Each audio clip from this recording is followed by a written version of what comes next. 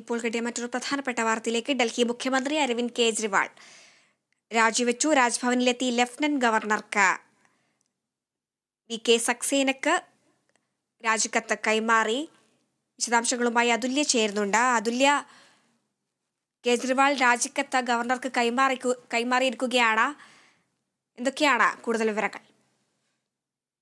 ഹരിത നേരത്തെ തീരുമാനിച്ചിരുന്നത് പോലെ തന്നെ കൃത്യം 4:30 തന്നെ നിയുക്ത മുഖ്യമന്ത്രിയായിട്ടുള്ള അതിഷി മർലേനയ്ക്കൊപ്പമാണ് Arvind Kejriwal lieutenant governor V K. സക്സേനയുടെ വസതിയിലെത്തിയത്. അദ്ദേഹത്തോടൊപ്പം അദ്ദേഹത്തിന്റെ നിലവിലെ സർക്കാരിലെ മറ്റ് ക്യാബിനറ്റ് മിനിസ്റ്റർമാരും മന്ത്രിമാരും എല്ലാവരും ഉണ്ടായിരുന്നു.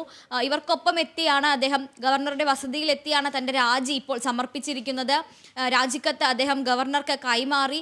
അതോടൊപ്പം തന്നെ പുതിയ മുഖ്യമന്ത്രിയായി അതിഷി മർലേനയെ നിയമിക്കുന്നതിനുള്ള ലെറ്റർ ഓഫ് സപ്പോർട്ട് അല്ലെങ്കിൽ അതിഷി മർലേനയ്ക്ക് എല്ലാ MLA യും പിന്തുണ അറിയിച്ചുകൊണ്ടുള്ള കത്തും ലഫ്റ്റനന്റ് ഗവർണർക്ക് കൈമാറിയിട്ടുണ്ട്. ഇരുവരെയും ലഫ്റ്റനന്റ് ഗവർണർ സ്വാഗതവും ചെയ്തു. അതിഷിയെ പുതിയ മുഖ്യമന്ത്രിയായതിൽ അഭിനന്ദിക്കുകയും പുതിയ സ്ഥാനത്തേക്ക് അല്ലെങ്കിൽ പുതിയ പദവിയിലേക്ക് അതിഷിയെ സ്വാഗതം ചെയ്യുകയും ചെയ്തു. അരവിന്ദ് കെജ്രിവാളിനോടൊപ്പം ആം ആദ്മി പാർട്ടിയിലെ തന്നെ മുതിർന്ന നേതാക്കൾ എല്ലാവരും തന്നെ ഉണ്ടായിരുന്നു. മുതിർന്ന നേതാക്കളും ക്യാബിനറ്റ് മന്ത്രിമാരുമായ സൗരഭ് ഭരദ്വാജ്, മനീഷ് സിസോദിയ, അതുപോലെ തന്നെ പാർട്ടിയിലെ തന്നെ ഏറ്റവും മുതിർന്ന നേതാക്കളായ ഗോപാൽ റായ്, കൈലാഷ് ഗെഹ്ലോട്ട് തുടങ്ങിയവരോടൊപ്പമാണ് ഗവർണറുടെ വസതിയിൽ എത്തിയത്. എല്ലാവരും ഗവർണറെ കാണുകയും ചർച്ചകൾ നടത്തുകയും ചെയ്തിരുന്നു. അതിനുശേഷം ഇപ്പോൾ രാജിക്കത്ത് കൈമാറിയതിനു ശേഷം അവർ ലഫ്റ്റനന്റ് ഗവർണറുടെ വസതിയിൽ നിന്ന് തിരിച്ചിരിക്കുകയാണ്. അധികം വൈകാതെ തന്നെ അതിഷിയുടെ സത്യപ്രതിജ്ഞയും ഉണ്ടാകും. അതിനുശേഷം ഇനിയുള്ള അടുത്ത തിരഞ്ഞെടുപ്പ് വരെ അതിഷി ആയിരിക്കും ഗവൺമെന്റിനെ നയിക്കുക. വളരെ സുപ്രധാനമായ ഒരു തീരുമാനത്തിലേക്കാണ് ഇപ്പോൾ തലസ്ഥാനം അടുത്തുകൊണ്ടിരിക്കുന്നത്. തലസ്ഥാനത്തിന് പുതിയ ഗവൺമെൻറ് അല്ലെങ്കിൽ തലസ്ഥാനത്തിന് പുതിയ ഒരു നേതൃത്വം വരികയാണ്. അടുത്ത തിരഞ്ഞെടുപ്പിൽ മത്സരിക്കാനുള്ള ഒരുക്കങ്ങളിലേക്ക് അരവിന്ദ് കെജ്രിവാൾ പോകും. നിലവിൽ അതിഷിയെ സ്ഥാനം ഏൽപ്പിച്ചതിന് ശേഷം അല്ലെങ്കിൽ നിലവിൽ അതിഷി ഭരണം ഏറ്റെടുത്തതിന് ശേഷം അടുത്ത തിരഞ്ഞെടുപ്പിനായുള്ള മുന്നൊരുക്കങ്ങളിലേക്കായിരിക്കും അരവിന്ദ് കെജ്രിവാൾ ഇനി വ്യാപൃതനാവുക. കൂടുതൽ ശ്രദ്ധ അദ്ദേഹം അതിലേക്കായിരിക്കും ചെലുത്തുക. നിലവിലുള്ള കേസുകളും അതുപോലെ തന്നെ അതുകൊണ്ടുണ്ടായ ആഘാതവും എല്ലാം തന്നെ അദ്ദേഹത്തിൻ്റെ രാഷ്ട്രീയ ജീവിതത്തിൽ അതുകൊണ്ട് വരാൻ പോകുന്ന ആഘാതങ്ങളെ എല്ലാം തന്നെ മിനിമൈസ് അല്ലെങ്കിൽ അതിനെ ലഘൂകരിക്കുന്നതിനുള്ള പ്രവർത്തനങ്ങളിലേക്കാണ് അദ്ദേഹം ഇനി ഇറങ്ങാൻ പോകുന്നത്. നിലവിൽ അതിഷിയെ അദ്ദേഹം തൻ്റെ രാഷ്ട്രീയ പിൻഗാമിയായി തിരഞ്ഞെടുത്തു എന്ന് തന്നെയാണ് പറയുന്നത്. അദ്ദേഹം തന്നെയാണ് അതിഷിയെ ഇത്തരത്തിൽ ഈ ഒരു മുഖ്യമന്ത്രി സ്ഥാനത്തേക്ക് നിർദ്ദേശിച്ചത്. അതുകൊണ്ട് തന്നെ വളരെ ഹാർദവമായ രീതിയിലാണ് ഈ ഒരു അതിഷിക്ക് ഇത്തരത്തിലൊരു സ്വീകരണം അവിടെ ഗവർണറുടെ ഭാഗത്തു നിന്നും ഉണ്ടായത്. എന്നാൽ സത്യപ്രതിജ്ഞ എപ്പോൾ നടക്കുമെന്നുള്ള കാര്യത്തിൽ തീരുമാനമായിട്ടില്ല. എന്തായാലും ഇന്ന് ആദ്യം തീരുമാനിച്ചിരുന്നത് ഇന്ന് 4:30 ഈ രാജിക്കത്ത് കൈമാറിയതിനു ശേഷം പെട്ടെന്ന് തന്നെ സത്യപ്രതിജ്ഞയിലേക്ക് കടക്കാനുള്ള ഒരുക്കങ്ങൾ സാധ്യമാകുമോ എന്ന ആലോചന നടന്നിരുന്നു. അതിനുള്ള സാധ്യതകൾ ആരായുകയും ചെയ്തിരുന്നു. പാർട്ടി നേതൃത്വം അടക്കമുള്ളവർ ലഫ്റ്റനന്റ് ഗവർണറോട് ഈ സത്യപ്രതിജ്ഞയുടെ കാര്യം കൂടി ചർച്ച ചെയ്യുമെന്നാണ് അറിയിച്ചിരുന്നത്. എന്നാൽ ഇപ്പോൾ അതിൻ്റെ വിശദാംശങ്ങൾ ലഭ്യമായിട്ടില്ലെങ്കിൽ പോലും നിലവിൽ നമുക്ക് മനസ്സിലാക്കാൻ കഴിയുന്നത് സത്യപ്രതിജ്ഞ ഇന്ന് ഉണ്ടാകാൻ സാധ്യതയില്ല എന്ന് തന്നെയാണ്.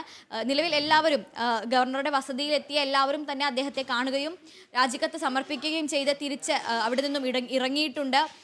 അവരിൽ നിന്നും കൂടുതൽ വിശദാംശങ്ങൾ പ്രതീക്ഷിക്കുകയാണ്. അതോടൊപ്പം തന്നെ ഇനി വരും ദിവസങ്ങളിൽ എങ്ങനെയാണ് ഒരു അഴിച്ചുപണി നടക്കാൻ പോകുന്നത്, നിലവിൽ അതിഷിയുടെ കയ്യിലുള്ള വകുപ്പുകൾ പകരം മറ്റാർക്കെങ്കിലും വീതിച്ച് നൽകുമോ എന്നതടക്കമുള്ള കാര്യങ്ങളിൽ തീരുമാനങ്ങൾ വരുന്നതേയുള്ളൂ.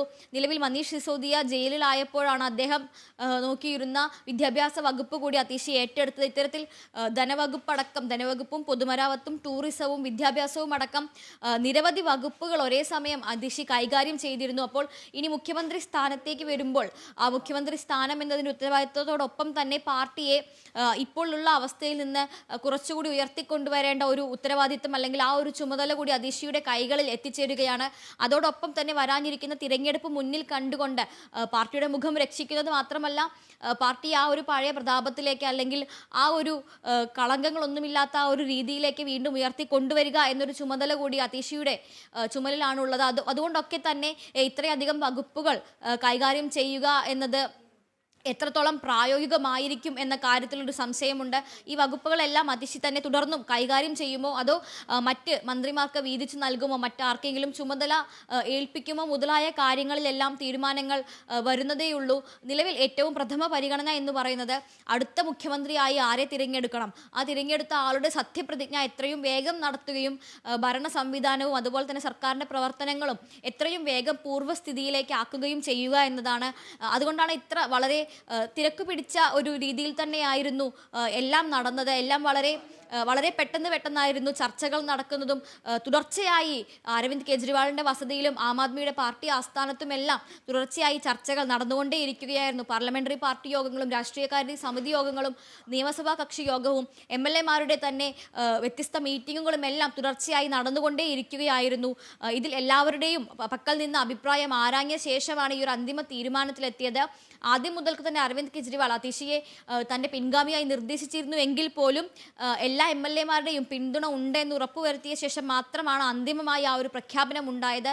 അതിനുശേഷം എല്ലാ MLA-മാരുടെയും സർക്കാരിലെ നിലവിലെ മന്ത്രിസഭയിലെല്ലാം മന്ത്രിമാരുടെയും ആം ആദ്മി പാർട്ടിയുടെ എല്ലാ MLA-മാരുടെയും പിന്തുണ അതിഷിക്ക് ഉണ്ട് എന്ന് ഉറപ്പുവരുത്തിയ ശേഷം ആ പിന്തുണ പ്രഖ്യാപിക്കുന്ന കത്തുമായാണ് ഇന്ന് ലഫ്റ്റനന്റ് ഗവർണർ VK സക്സേനയുടെ വസതിയിൽ അരവിന്ദ് കെജ്രിവാളും സംഘവും എത്തിയത്.